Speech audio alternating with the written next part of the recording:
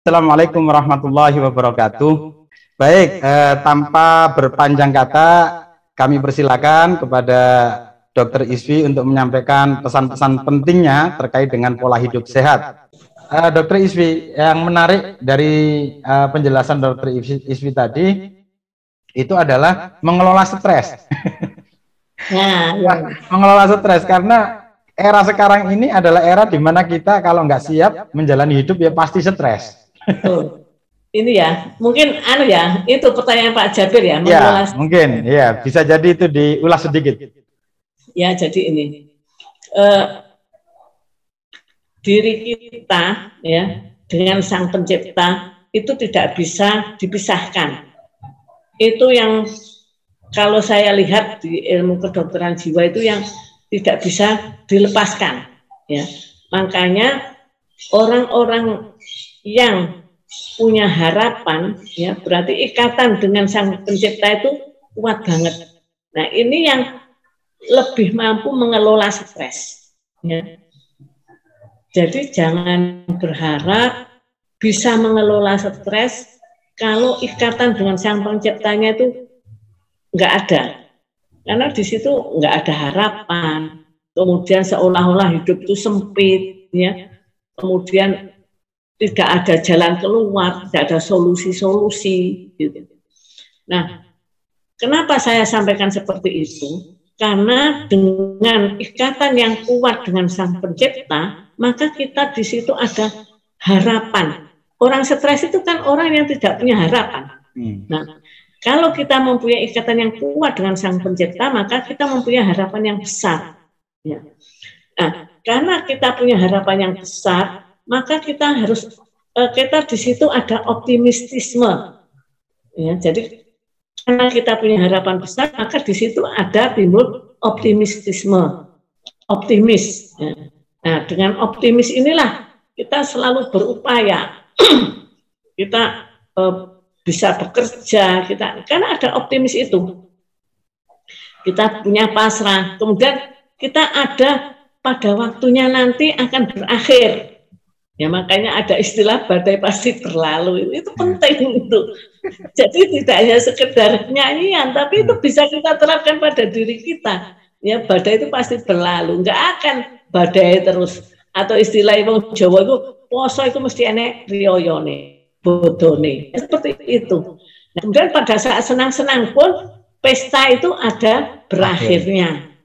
Nah, sehingga kehidupan kita itu akan kita jalani dengan sesuatu yang konstan. Maksudnya konstan itu pada saat beri nikmat Allah dengan kemudahan-kemudahan, kita itu bisa mensyukurinya dengan tiada yang berlebih, ya, karena kita sadar bahwa pesta itu akan ada berakhirnya, ada waktunya korak-korak, ada pada waktunya bersih-bersih, kan gitu, ada waktunya untuk merapikan lagi yang sudah kita buat pesta-pesta tadi. Tetapi pada saat kita masih diberi oleh Allah rasa sayang dengan ujian itu, maka kita meyakini bahwa Allah akan memenangkan kita dengan apa? Dengan bersabar tadi. Makanya sabar itu luar biasa, ya. Nah, itu salah satu indikasi salah satu indikasi kita bisa seperti itu, Pak Jabir, pada saat kemudian kita ada ujian, ya, mendapatkan ujian, bagaimana kita tetap bisa tidur dengan puas. Ya. Tidur harus tetap puas, ya, karena itu akan mengembalikan kondisi-kondisi tubuh kita. Bagaimana kita bisa makan dengan rasa enak makanan itu. Biasanya orang stres, orang istilahnya ada ujian itu kan terus nggak mau makan. Akhirnya berat badannya langsung serut gitu kan. Nah, itu berarti pola-pola pikir kita harus kita kelola dulu. Harus kita kelola dulu. Pada saat kita mampu mengelola pikiran kita, mental kita, nah baru fisik kita itu tetap seperti itu. Tetapi pada saat kemudian kita itu ada ujian, belum mampu mengelola pola pikir kita, mental kita, kita sulit untuk mendapatkan dua tadi, tidur pulas, makan enak. Itu penting. Ya. Nah, salah satunya kita juga bisa membantu makan yang enak, tidur pulas, itu tetap lagi syukur. Alhamdulillah Allah masih memberikan kita bisa makan. Berapa juta orang yang bisa makan. Nah itu, jadi pada saat melihat dunia itu kita harus yang di bawah kita. Itu mungkin bagi orang-orang yang biasa, oh itu biasa rutinitas. Tetapi orang pada saat mendapatkan ujian belum tentu mampu seperti itu. Pasti fokusnya itu ke ujiannya dia. Padahal nikmat Allah itu yang lain jauh lebih banyak. Nikmat kesehatan aja. Berapa organ kita itu bekerja dengan normal, itu kan patut kita syukuri. Ya kan? Sekarang misalnya orang kena COVID sampai sesek, kita menghirup udara kita dengan bebas seperti ini loh, berapa puluh tahun, sudahkah kita mensyukuri kan gitu? Orang-orang kena COVID kemarin waktu puncak-puncaknya Juli-Juli itu berapa ribu orang yang butuh oksigen, ya kan? Nah itu kan belum kita syukuri. Nah, jadi banyak organ-organ tubuh kita itu yang belum kita syukuri. Itu aja. Ya, jadi pada saat fokus kita itu pada kesyukuran, ya, insya Allah stres itu akan terkelola dengan baik. Tapi pada saat kemudian kita tuh sudah fokus pada stres kita, maka susah kita untuk mengelola stres itu sendiri. Ya, jadi kita kembalikan lagi pada kesyukuran itu. Ya. Luar biasa aja. Jantung. Pada saat kemudian jantung kita berhenti sudah selesai. Tapi kan Allah masih memberikan kita ini memompa, walaupun nggak kita suruh, kita jantung itu mompa terus. Kemudian kenapa kita nggak bisa? Kenapa jantungnya sudah disuruh oleh Allah tanpa kita suruh untuk memompa, dan kita memompa terus kok hanya untuk mengeluh?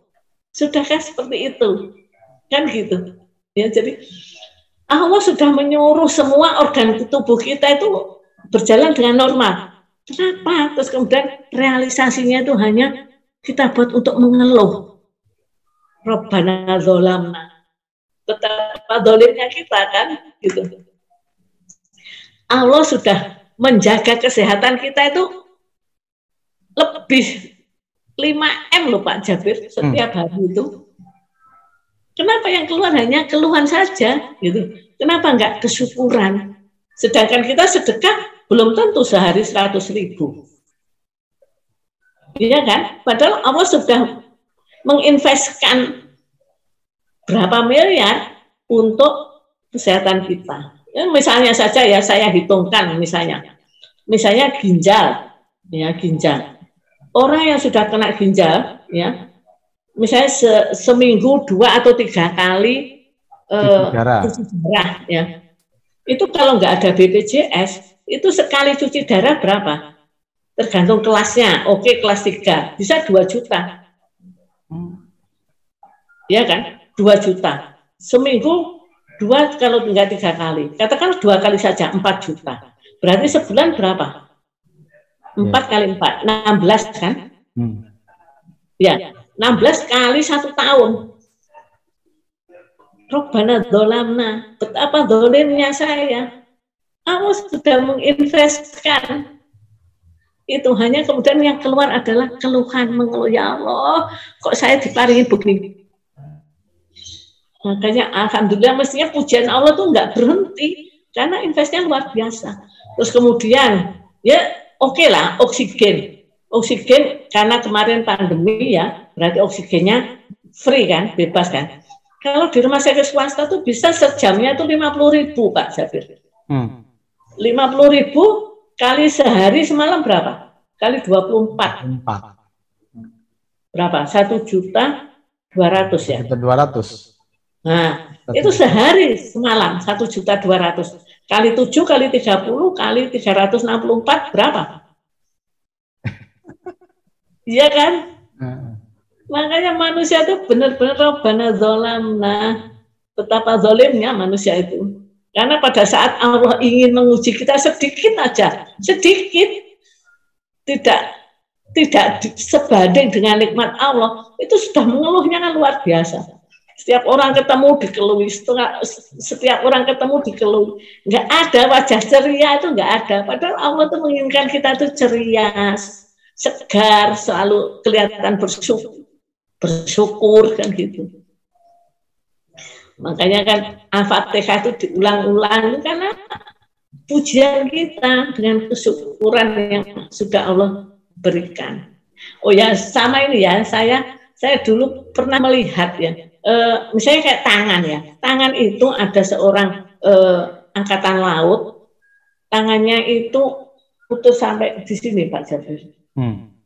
Kemudian dia dioperasi dua-duanya, ya dua-duanya. Kemudian dia dioperasi di Inggris. Nah, itu dikaitkan dengan di sini fungsi tangannya itu mioelektrik. Jadi elektronik yang diikatkan dengan ototnya, saraf. Dengan miotiknya, dengan sarafnya. Hanya 8 gerakan. 8 gerakan itu gini Pak Jabir, salaman, nembak, terus apa gitu loh. Dan itu di setel semua, ya, untuk mau nembak di setel semua. 8 itu harganya pada saat itu sudah 500 juta. Kita berapa ribu gerakan untuk tangan kita, ya kan? Sengene,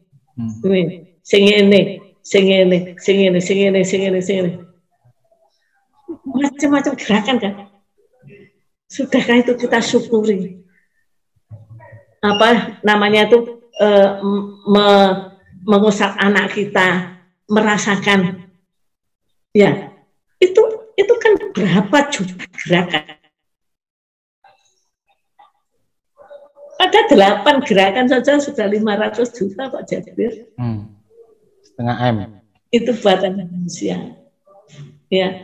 Jadi kalau kita merasakan nikmat-nikmat Allah itu, insya Allah stres itu, ujian itu insya Allah akan terkelola dengan baik. Luar biasa, terima kasih Dr. Isfi untuk kesempatannya. Para pirsawan yang dirahmati oleh Allah, insya Allah kita akan bertemu lagi nanti ya dengan tema-tema yang akan lebih detail kita bahas, dan bisa jadi nanti ada tema-tema baru. Maka silakan bagi yang mau komentar di channel ini, nanti kita akan bisa angkat menjadi tema diskusi di pertemuan berikutnya. Saya pikir pertemuan ini bisa kita cukupkan.